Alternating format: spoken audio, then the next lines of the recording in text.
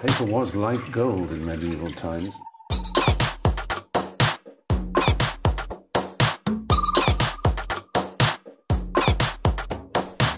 Oh, not tobacco, sugar. That everything we thought we knew about the world might turn out to be completely wrong.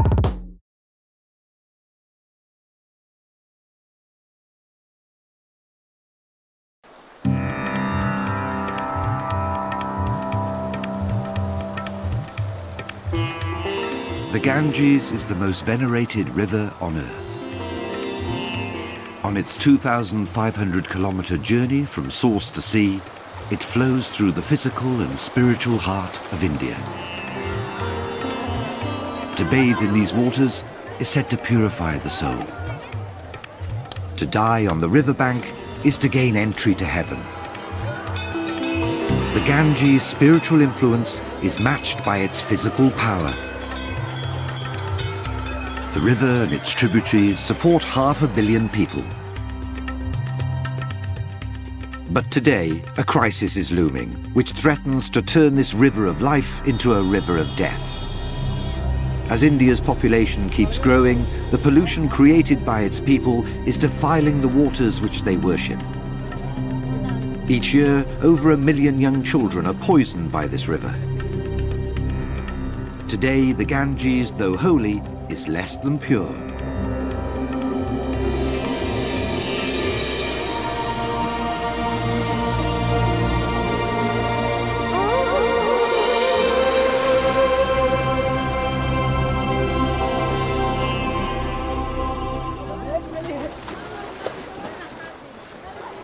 No river on Earth has as much influence over its people as the Ganges. To millions of Indians, this river is a physical lifeline, providing their only source of fresh water. To Hindu believers, the Ganges is also the earthly form of the goddess Ganga. Its waters are said to be so powerful that just a drop can cleanse the body of sin. For thousands of years, this river has been the bedrock of Indian culture and belief. To the people, she is the mother who grants them eternal salvation. But in recent times, the quantity and quality of this water has been threatened. While the Himalayan glaciers which feed the river are retreating, the amount of pollution entering the waters is rising day by day. Within a generation, the Ganges might not only be too polluted to use, it might cease to exist. Today, the people of India are facing the greatest challenge in the history of the Ganges: how to purify a river which to them is the embodiment of purity itself.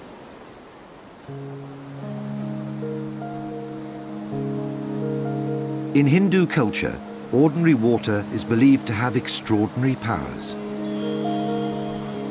Millions of Indians follow a daily ritual of pouring a handful over themselves to remove the impurities which accumulate in the course of a day.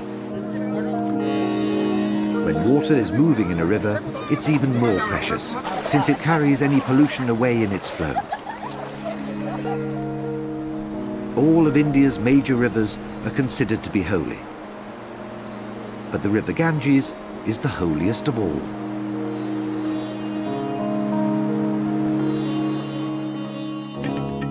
From its source in the Himalayas to its delta in Bengal, the Ganges creates a river basin that supports 1/10 of the world's population.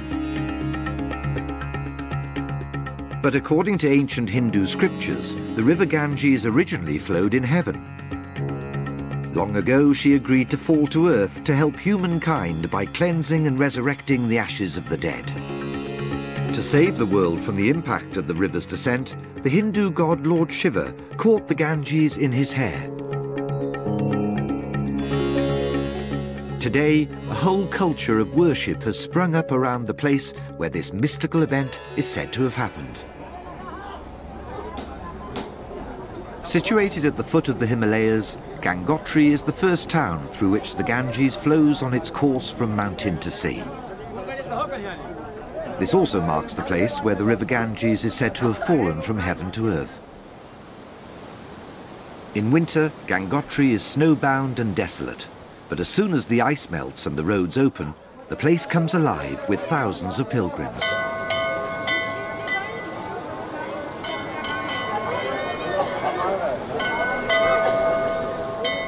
Visiting the Ganges at Gangotri is one of the most powerful pilgrimages a Hindu can make.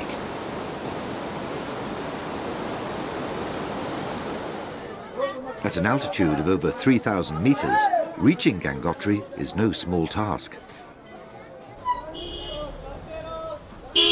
Most pilgrims arrive by bus, enduring a journey of days on overcrowded coaches along treacherous mountain roads.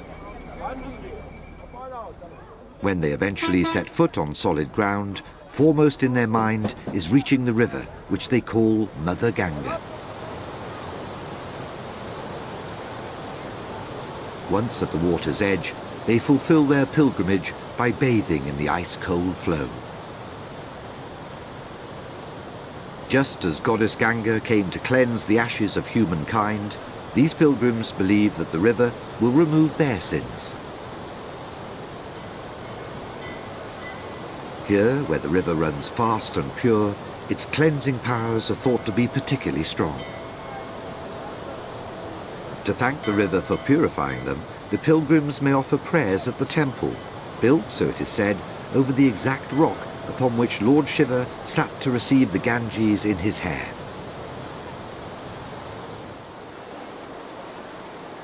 Some pilgrims employ priests to conduct private ceremonies of devotion. For a few rupees payment, they make offerings to Mother Ganga on the pilgrims' behalf.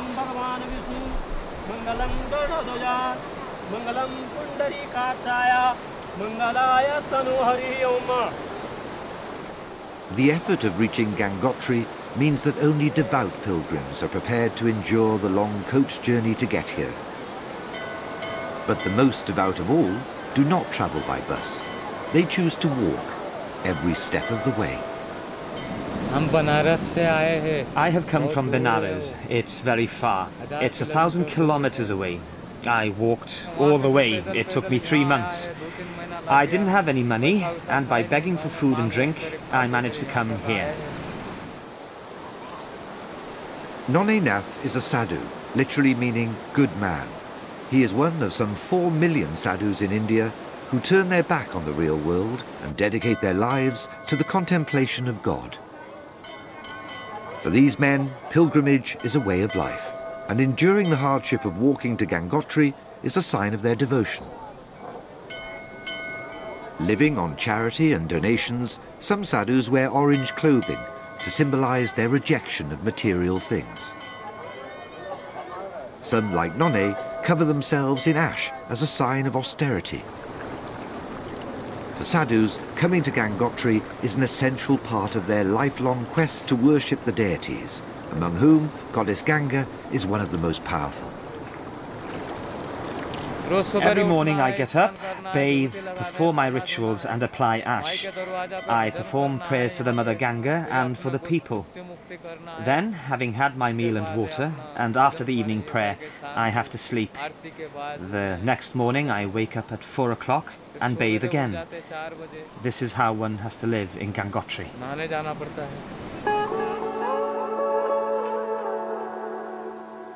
But for the most devout pilgrims, Gangotri is not the end of the journey. Many continue walking 17 kilometers beyond the town, across the Gangotri glacier to the ice cave at Gamuk. Literally meaning cow's mouth, this ice cave contains the milky glacial spring which feeds the Ganges. As the spiritual source of the river, Hindus believe that the water's cleansing powers here are sublime. But the exact location of this spring has shifted over the course of time, as the ice fields which feed the river have retreated. One man who's watched this alarming transformation take place is Swami Sundarand. He now lives in Gangotri but first visited the town as a young pilgrim. In 1948, I first came to Gangotri in 1948. Gangotri is at 10,300 feet. The flowers that were here at that time, the deer, the brown bear, the white bear, they disappeared. At that time there were only 4 houses. Now an entire town has settled here.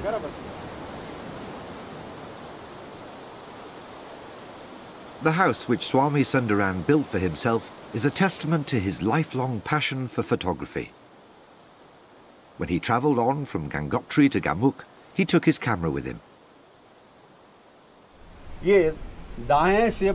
From right to left, this is a panorama of 8 photographs. Behind the Shivling Peak is the Meru Glacier. It meets the Gangotri Glacier over here. Now the Gangotri Glacier at Gamuk has receded by 3 kilometers. Its thickness has been reduced by 1 kilometer. Swami's photographs document the disturbing changes which are happening on the Himalayan ice fields. Each year, the Gangotri Glacier shrinks by 25 meters.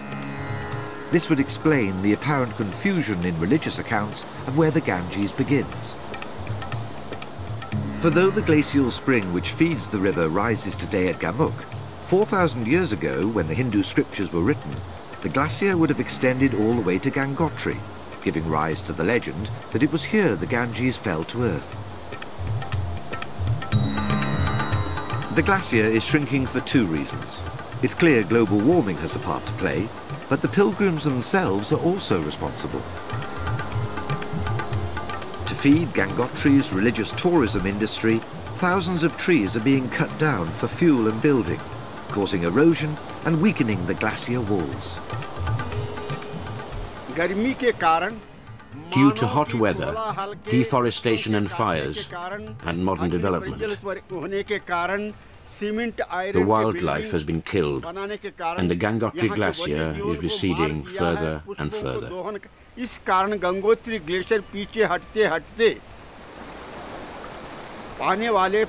the next 50 years, the eternal glacier will disappear. India and the whole world will pine for just a drop of Ganges water. Experts warn that at this rate, the glacier will disappear by 2035, and the spiritual source of the Ganges will dry up completely. The effects of such an event would be catastrophic for all those who depend on these waters to sustain both their body and their soul.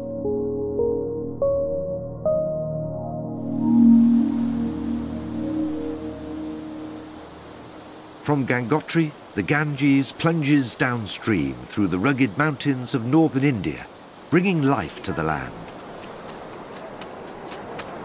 In these poor and remote regions, the river provides the only source of fresh water.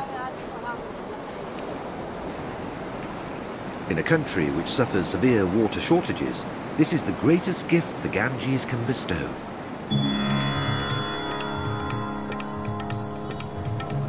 Later, along its course, the river sustains many more people as its waters are diverted and pumped to thirsty cities and towns. Today, the Ganges and its tributaries support half the population of India.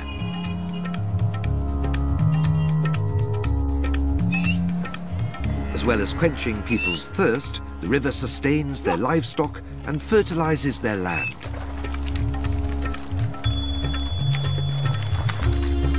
The reason for this is that the Ganges carries more silt than any other river in the world.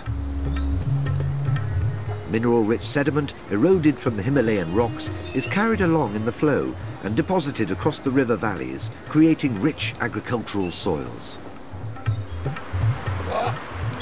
It's no wonder that the gifts which the river brings are seen as blessings from the goddess. Some 225 kilometers downstream of Gangotri is the town of Haridwar. Haridwar is revered as the place where the Ganges leaves the mountains and enters the plains, becoming the force which fertilizes the land.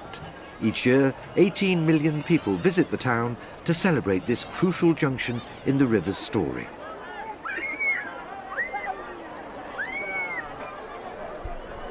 The steep river slopes are lined with specially built steps known as ghats to allow easy access for bathing. But anyone entering these waters takes a big risk. For here, where the Ganges changes from mountain torrent to mighty waterway, the current is particularly strong. Each year, several people are washed away by the raging waters. Yet it's precisely because of the fast waters that the worshippers flock to bathe here. The rapid current is proof that the river arrives fresh and pure from the mountains.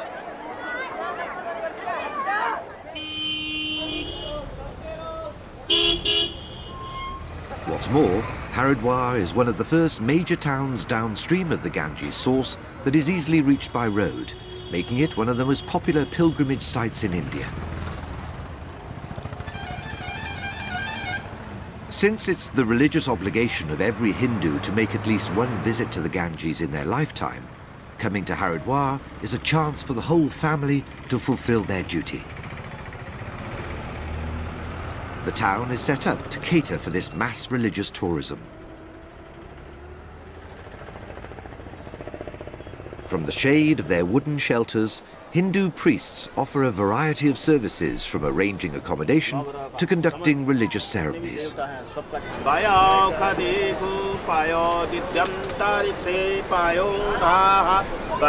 One which is particularly important to Hindu families is the mundan, a head-shaving ceremony performed in the first or third year of life. The hair present at birth represents unwanted traits from past lives. To ensure the child doesn't carry bad qualities from the past to the present, the head is shaved and the old hair thrown to the Ganges to be purified.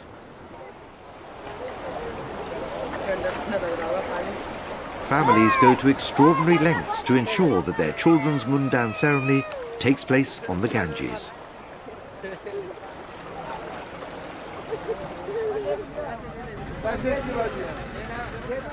Before leaving Haridwar, even the most pious tourists like to buy a memento of their visit. Among the most popular gifts are sealed vials of river water, known as Ganga Jal. The label claims that adding a few drops of Ganga Jal to your bath will ease all kinds of illness and rid the body of sin. Most locals, however, choose to buy a plastic bottle, which they fill up for themselves. What seems like a cheap gift is in fact the most precious souvenir any visitor can take home. For Hindus believe Ganga Jal has supernatural powers. It's claimed that, never mind how long it's kept, Ganges water does not deteriorate, but stays fresh even when exposed to the air. It's even said that mosquitoes can't breed in Ganga Jal.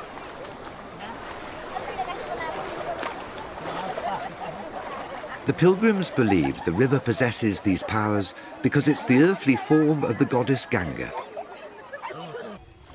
But some seek a more scientific explanation. Downstream of the main bathing ghats, Dr. Dwar leads a team of scientists from the Malaria Research Centre, taking samples of Ganges water for analysis. Through studying the precise composition of these samples, Dr. Dwar's team have revealed that Ganga Jal does have unique qualities. It's true that Ganga Jal has a higher level of dissolved oxygen compared to water from other areas. This is firstly due to the fast flow of the river, and secondly the turbulence of the water. The water is very turbulent, and we think that is why it has higher levels of dissolved oxygen. The scientists believe that the high levels of oxygen in Ganga Jal make it difficult for bacteria to reproduce. This would explain why the water stays fresh for so long. But today, dam and water diversion projects are altering the flow of the river current and so threatening the water's self-cleansing qualities. We know that when dams are built, the water flow decreases, and so mosquito breeding potential increases. Wherever the water becomes stagnant, mosquito breeding will automatically increase. Because of this, we are undertaking studies in the Haridwar region. We immerse mosquito larvae in the water to see whether mosquitoes breed in it or not. We check this in our laboratories. We now believe that mosquito breeding does happen in Ganga Jal. Dr. Dwar's research not only explodes the myth that mosquitoes can't breed in Ganga Jal, it's also the first clue to a terrible crisis which threatens the river today. As it continues its course through the land, there's a growing contradiction between the religious view of the river's purity and the actual physical state of its waters.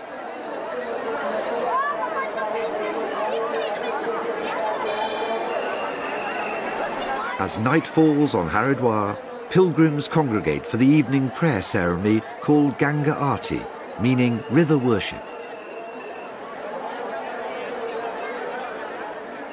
This is a powerful celebration of the life-giving qualities which the Ganges carries forth from here to fertilize the land. But the beauty of the ritual belies a terrible irony.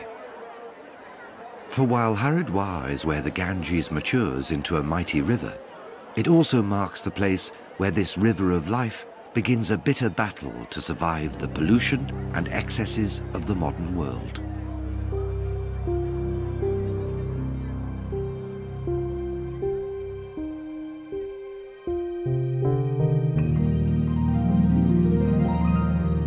Leaving the Himalayas and Haridwar behind, the Ganges enters a very different landscape.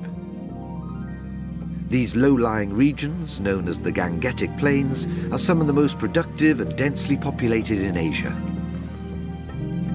The land owes its fertility to the Ganges, as the silt carried in the river's flow creates a rich soil in which crops flourish. Producing nearly half of all the country's wheat and rice, these floodplains are the breadbasket of India.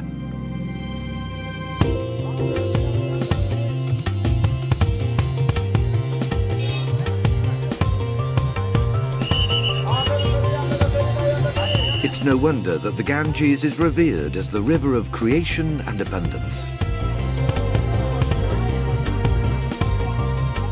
It's the river's natural fertility that supports the region's exceptionally high birth rates, which are set to propel India's population to around 1.5 billion people by 2030. By then, India will have overtaken China as the world's most populous country. But the population growth which the Ganges has helped create is now threatening its very existence. Because urban development is poisoning the river and the people who depend upon it.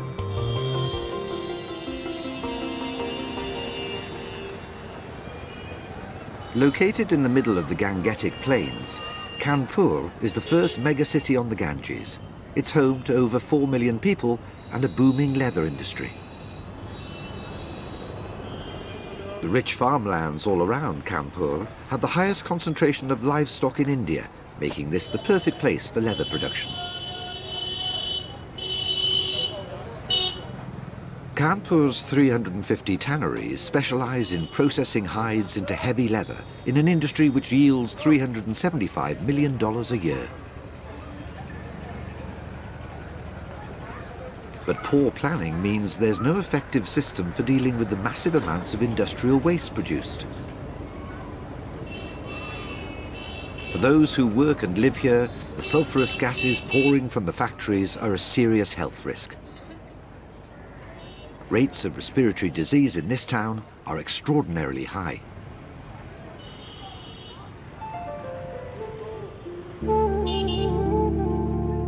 For the river, the effects are just as deadly. Most of the byproducts from the tanning industry end up in the Ganges.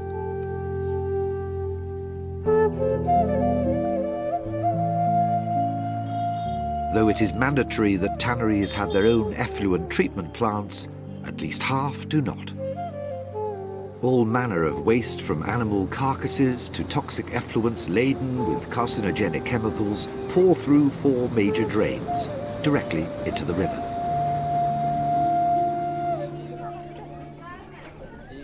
Madhapur is a fishing village a few kilometers downstream of Kanpur's leather industry. The residents here depend directly on the river for subsistence.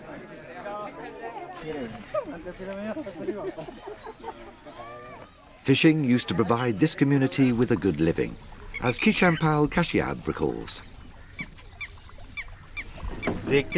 We used to watch our elders hunting for fish here, and they had to carry their catch in buffalo carts.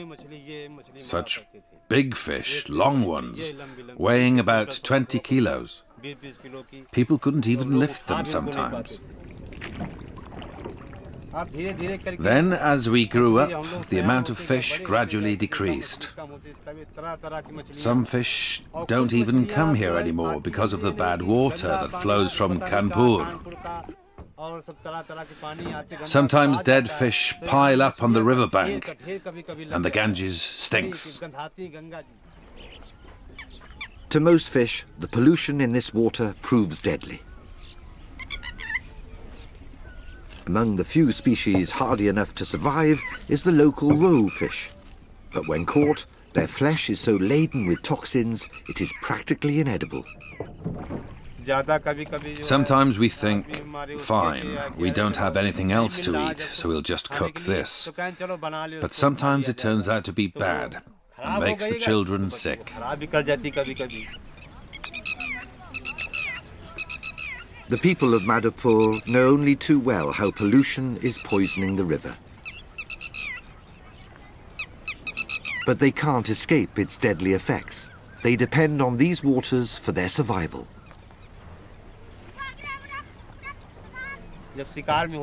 When we're out fishing, we only have this water to drink. But when you raise your hand, it smells foul, and there's animal fat flowing in there. Your hands are sticky from the water, and it's so disgusting. God knows what they discharge into the river. It's not fit for drinking. When you raise your hand like this, you can see animal fat floating in the water. Today, the river is so polluted that it's impossible to make a living from fishing anymore. To survive, people like Kisham have tried farming instead. But even the land is poisoned by the river water used to irrigate the crops.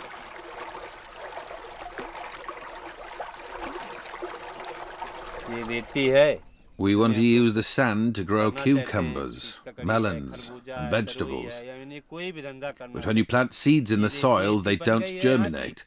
Even if they do germinate, when the plant becomes so big, it dies. That's it for us. Life is hell. For Kisham and his family, the future looks increasingly grim as Kanpur's industrial development continues.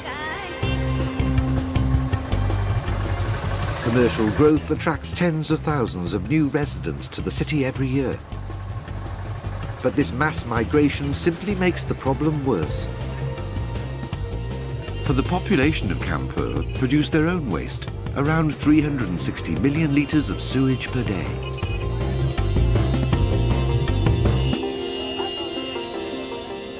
Poor planning means the city's treatment plants struggle to cope, and vast amounts of raw sewage are deliberately discharged into the Ganges. The river has become a deadly threat to the people who depend on it.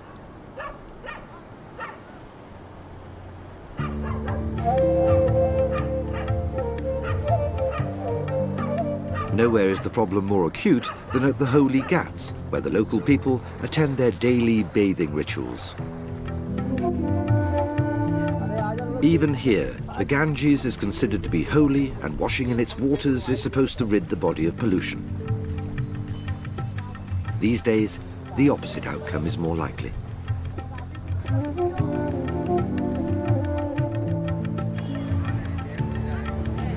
At the city's hospital, the true extent of Kanpur's pollution problem is made shockingly clear. Some 300 people a day come here seeking treatment for respiratory diseases caused by air pollution. The number of people suffering from waterborne diseases like cholera, diarrhea and hepatitis is even greater. Women and children are especially vulnerable. Dr. Kiran Pandey is an obstetrician who has first-hand experience of the deadly effects of pollution on people's health. If the water is polluted and people are drinking it, then the pollution is entering their bodies. Worm infestations are waterborne. Diarrhea is solely a water infection. Viral fever also originates in water. It's not only the organisms in the water which are dangerous, so too are the chemicals. Though the local drinking supply is treated before reaching the pumps, tests show that this water still has high levels of carcinogenic chromium. The untreated water being used to irrigate the crops is extremely contaminated, containing 64 times more arsenic and 120 times more mercury than recommended levels. These chemicals can not only cause cancer, they also destroy the nutrient content of the food. Bad water means a bad diet for these women.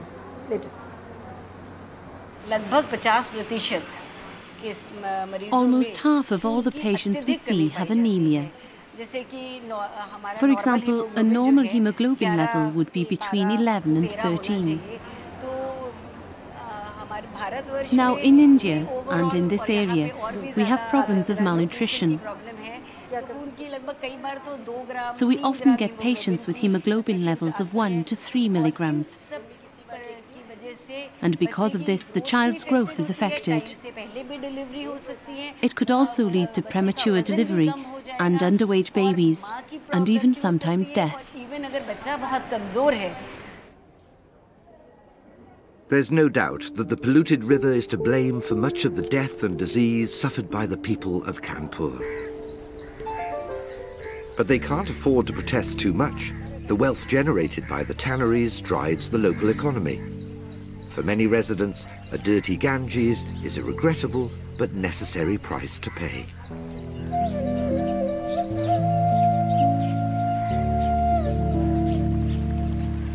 Downstream, however, there are cities for whom pilgrimage is crucial to the local economy. Here, a poisoned Ganges presents a massive problem.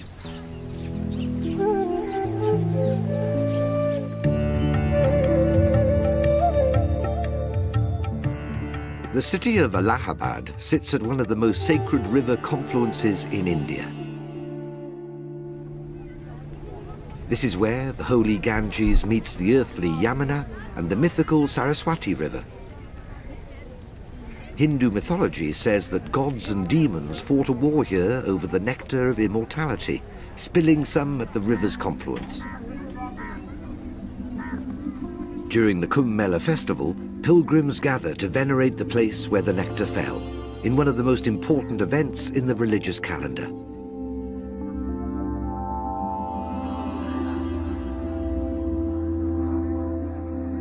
In the course of this 45-day festival, Allahabad is transformed, as some 70 million faithful descend upon it in what is perhaps the largest gathering of humans ever. The most important event of all is the royal bath, when pilgrims rush to the water's edge to perform a unique cleansing ritual for Mother Ganga. According to legend, when the goddess agreed to liberate mankind from its sins, she asked, who would purify her afterwards? It was deemed to be the sadhus, who during the Kumbh Mela would bathe in the water, absorbing the river's sins and purifying her again and again. Being first to the river to cleanse the goddess is a much sought-after rite and has been the cause of stampedes in the past. But in 2007, things took a very different turn as the most committed holy men boycotted the festival. Disgusted by the pollution and islands of rubbish floating in the river, they refused to bathe until the authorities cleaned up the waters. Some even threatened mass suicide.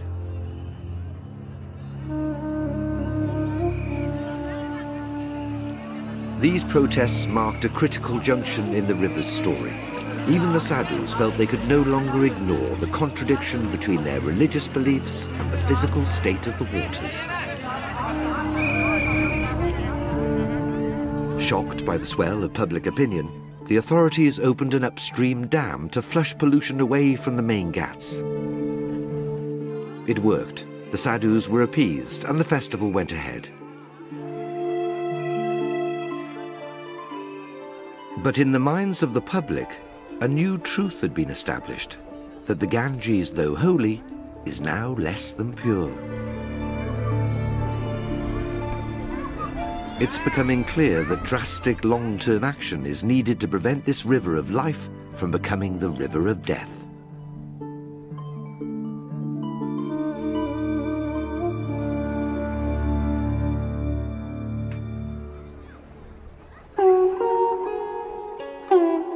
A 125 kilometers downstream from Allahabad, the Ganges reaches the city of Varanasi. At this holiest of sites, the river is facing its most dire crisis.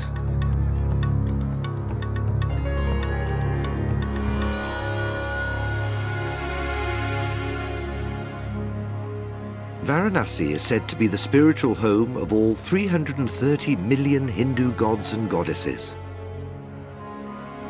It's also the only place on its entire course where the river runs northward in the direction of its source. Legend has it that the Ganges fell so in love with Varanasi, she nearly gave up on her seaward journey to stay in the city.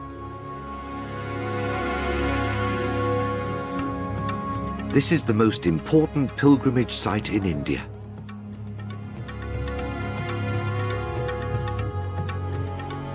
Hindus believe that those who are cremated and have their ashes thrown to the Ganges at Varanasi will receive eternal salvation.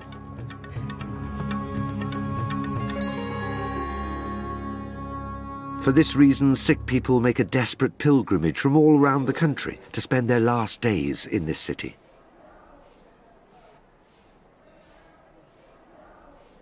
Living in the most primitive conditions, these women have chosen to leave their families behind and face death alone. Surendra Pasayad attends to the ill and dying on the riverbanks.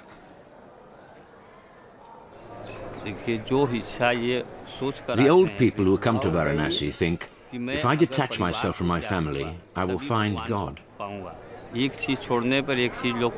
When you sacrifice one thing, you receive another. So people come here to find God. In return for a small payment, Surendra makes sure that these women receive food and medicines for their pains. But to him, it's about more than money.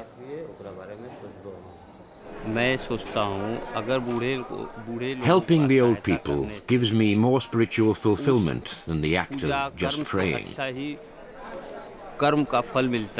I get a greater reward from serving the old people than from worship alone. That's why I do this work.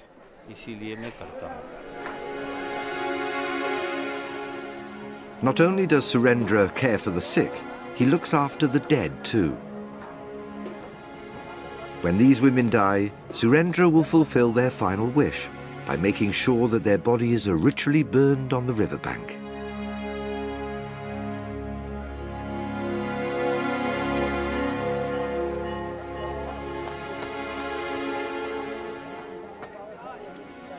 The main cremation business is based here at the Manikanika Ghat, the holiest of all places in this city of holies. Working in this death factory is a dirty and dangerous job. Those who keep the fires burning day and night belong to the social group or caste known as the Untouchables. In traditional Indian society, untouchables are recognized as having the lowest status of all the castes. But at Manakanika, they command huge respect. For rich or poor, high or low caste, the deceased and their families depend on these workers to carry out a proper Hindu funeral.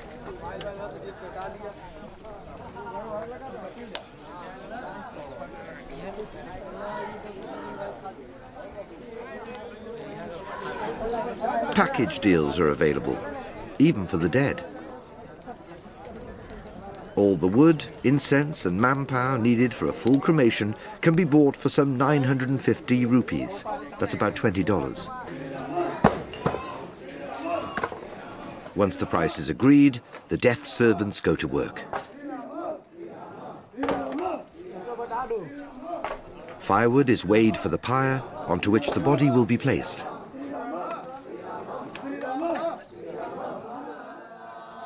The corpse is lit from an eternal flame which is supposed to have been burning since the dawn of time.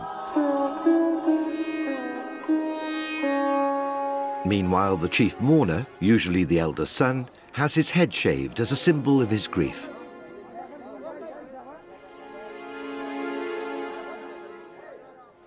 After the ritual preparation, the mourner takes the twigs of holy kusha grass from the eternal fire to set the pyre alight.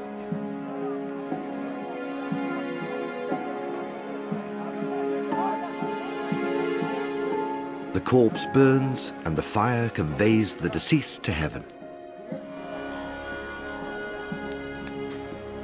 To the wider world, the public nature of this ceremony may seem macabre. But for Hindus, it is only right that this celebratory ritual should happen in the open. Few tears are shed as the mourners watch the souls of their dead ascending to the afterlife. Varanasi is not a sad place. You can attain all forms of happiness here. There's no greater pleasure than salvation, so Varanasi isn't a sad place.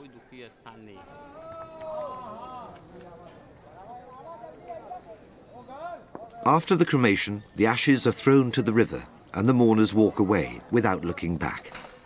The funeral workers in the meantime rifle through the charcoal in search of gold teeth and other precious remnants.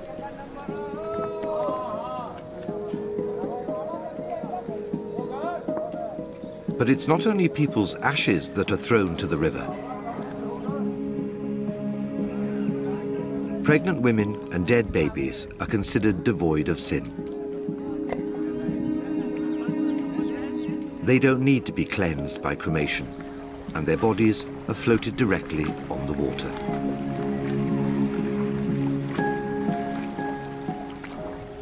At Varanasi, corpses wrapped in ornate shrouds are often seen floating along.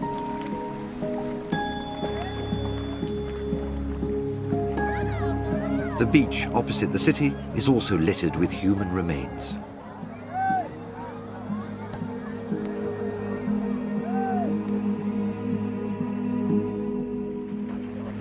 Yet still, every morning, Hindus gather to bathe, driven by an unshakable belief in the river's purity.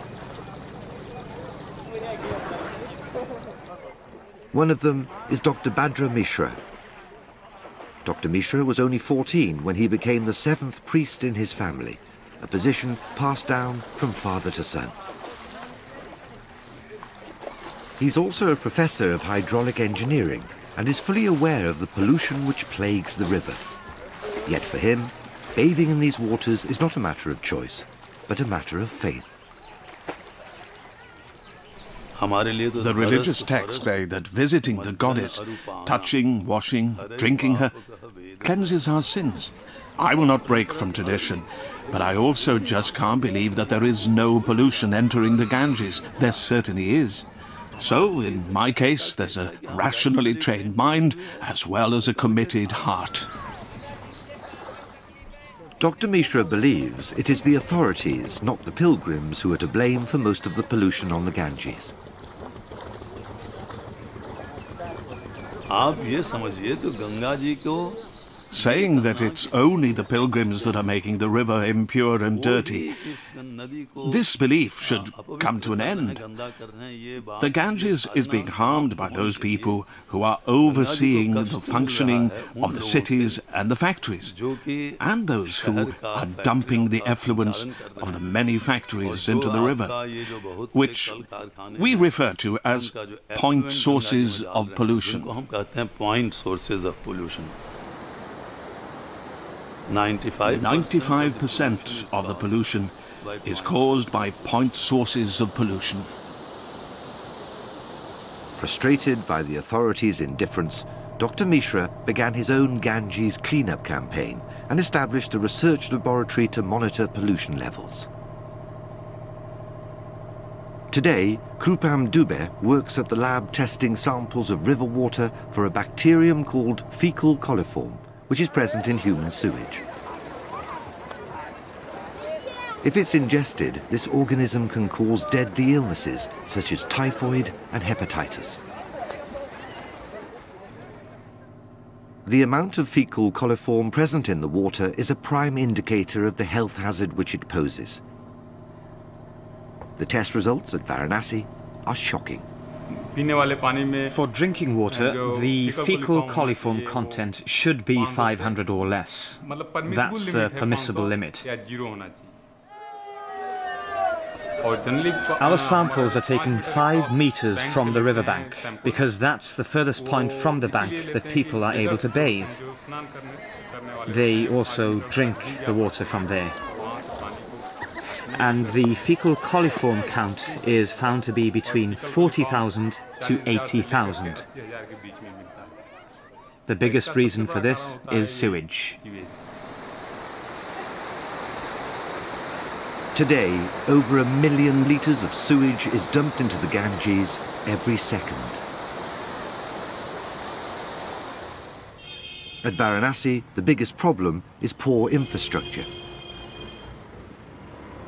With a population of more than 3 million, this city suffers frequent power shortages. Without electricity, the pumps which operate the sewage plants shut down, and the backflow of waste ends up in the Ganges. The scale of Varanasi's sewage problem means that ordinary people are powerless to change it. But, driven by an innate desire to help the Ganges, they do what they can. Every morning, these men gather at the riverbank to clear the pollution with their bare hands.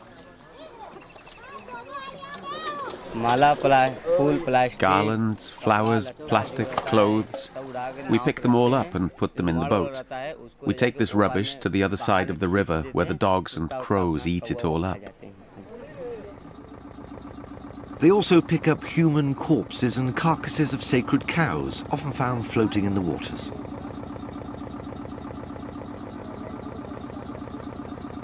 But their efforts are just a drop in the ocean. Of course, we feel there shouldn't be any pollution. We try and clean up, but the pollution continues. How much can be cleaned? There are just a few of us cleaning, but God knows how many are polluting.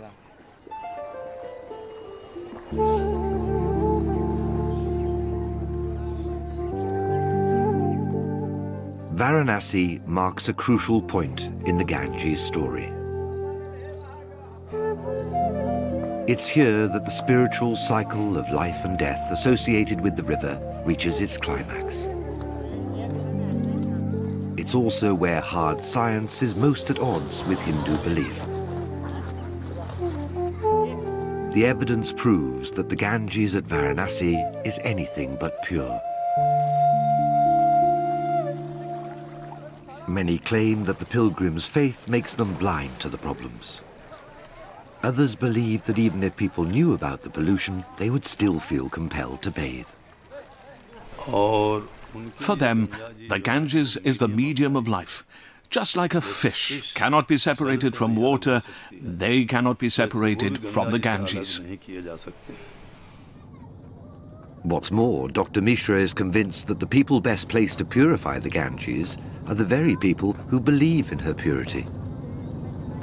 If I sit with the masses and say that The Ganges has become dirty, is polluted. Within a minute or two, someone will get up and say, "Your Holiness, please don't say that. It's unbearable. What are you saying? Can the mother ever be dirty or polluted?" But when you show them what's happening, they say, "No, the city's sewage and drains should not be emptied into the river. This must stop." If this love and respect for the river can be harnessed, it can become a great power which can help us in so many ways. If the power of love can truly save this river, then there is hope yet. For no river on earth is as loved by its people as the Ganges.